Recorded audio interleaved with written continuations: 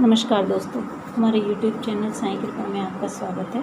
जिन लोगों ने हमारे चैनल को सब्सक्राइब नहीं किया है, कृपया करके वो हमारे चैनल को सब्सक्राइब और बेल आइकन भी दबा दें ताकि आगे का नोटिफिकेशन आपको मिलता जाए। आज हम अध्याय 22 के बारे में सुनेंगे। अध्याय 22 में निंदा संबंधी उपदेश, निंदा से संबंधित उपदेश क्या दिया गया था जिससे हम अपने जीवन में भी परिवर्तन ला सकते हैं।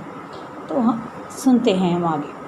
उपदेश देने के लिए किसी विशेष समय या स्थान की प्रतीक्षा न कर बाबा यथा योग्य समय पर ही श्री स्वतंत्रतापूर्वक उपदेश दिया करते थे। एक बार एक भक्त ने बाबा की अनुपस्थिति में दूसरे लोगों के सम्मुख किसी को अपशब्द कहे, गुणों की उपेक्षा कर उसने अपने भाई के दोषारोपण में इतने कटु वाक्यों का प्रयोग किया कि सुनने वालों को भी उसके प्रति घृणा होने लगी। बहुधा देखने में आता है कि लोग व्यर्थ ही दूसरों की निंदा का झगड़ा और बुराइयां उत्पन्न करते हैं। संत तो निंदा को दूसरी ही दृष्टि से देखा करते हैं। उनका कथन है कि शुद्धि के लिए अनेक विधियों में मिट्टी, जल और साबुन पर्याप्त है, परंतु निंदा करने वाले लोगों की उपयोगिता भिन्न ही होती है। वे दूसरों के दोषों को केवल अपनी जीवा से ही दूर करते हैं और इस प्रकार वे दूसरों की निंदा कर उनका उपकार ही किया करते हैं, जिसके लिए वे धन्यवाद के पात्र हैं। निंदक को उचित मार्ग पर लाने के लिए साईं बाबा की पद्धति सर्वथा ही भिन्न है। वे तो सर्वज्ञ थे ही, इसीलिए उस निंदा के कार्य को वे समझ गए।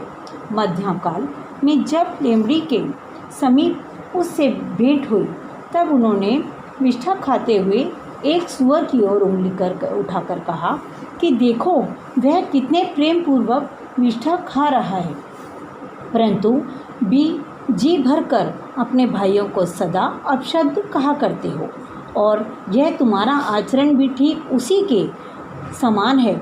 अनेक शुभ कर्मों के परिणाम स्वरूप ही तुम्हें मानव तन प्राप्त हुआ और इसीलिए यदि तुमने इस प्रकार आचरण किया तो शिरडी तुम्हारी सहायता ही क्या कर सकेगी। भक्त ने उपदेश ग्रहण कर लिया और वहाँ से चला गया। इस प्रकार प्रसंग अनुसार ही वे उपदेश दिया करते थे। यदि उन पर ध्यान देकर नित्य उनका पालन किया जाए तो आध्यात्मिक ध्येय आदि दूर ना होगा। एक कहावत प्रचलित है कि यदि मेरा श्री हरि होगा तो मुझे चारपाई पे बैठे बैठे ही भोजन पहुंच जाएगा। यह कहावत भोजन और वस्त्र के विषय में सत्य प्रतीत होती है, परंतु यदि कोई इस विषय पर विश्वास कर आलस कर बैठा ही रहेगा तो वह आध्यात्मिक क्षेत्र में कुछ भी प्रगति नहीं कर पाएगा, उल्टे पतन की ओर घिर जाएगा, अंधकार में गिरता चला जाएगा। इसलिए आत्मानुभूति प्राप्ति के लिए प्रत्येक को अनवरत परिश्रम करना चाहिए और जितना प्रयत्न वह करेगा उतना ही उसको लाभ प्राप्त होगा। बाबा ने कहा कि मैं तो सर्वव्यापी हूँ और विश्व के समस्त भूतों और चराचर में व्याप्त रहकर भी अनंत हूँ। केवल अपने भ्रम निवर्तक जिनकी दृष्टि में वे 3.5 हाथ के मानव थे, स्वयं सगुण रूप धारण कर अवतीर्ण हुए। इसीलिए जो भक्त अन्य भाव से उनकी शरण में आए और जिन्होंने दिन रात ही उनका ध्यान किया, उन्हें उनसे अभिनव प्राप्त हुई।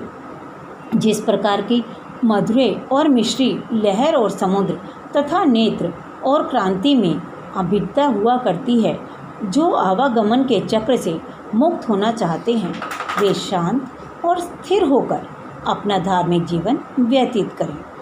दुखदायी कटु शब्दों के प्रयोग से किसी को दुखित नहीं, सदैव उत्तम कार्यों से संलग्न रहकर अपना कर्तव्य करते हुए अन्य भाव से भय रहित हो उनकी शरण में जाना चाहिए।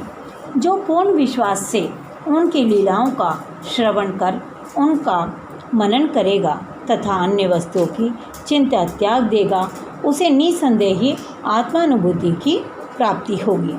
उन्होंने अनेक नामों से जाप कर अपनी शरण में आने को कहा। जो यह जानने को उत्सुक थे कि मैं कौन हूँ, बाबा ने उन्हें लीलाएं श्रवण और मनन करने का परामर्श दिया।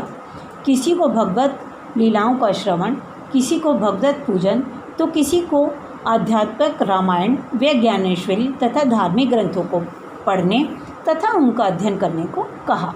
अनेकों को अनेक चरणों के समीप ही रखकर बहुतों को खंडोबा के मंदिर में भेजा तथा अनेकों को विष्णु सहस्त्र नाम का जाप करने व छंदो योग्य उपनिवेश तथा गीता का अध्ययन करने को कहा। ओम श्री साईनाथाय नमः।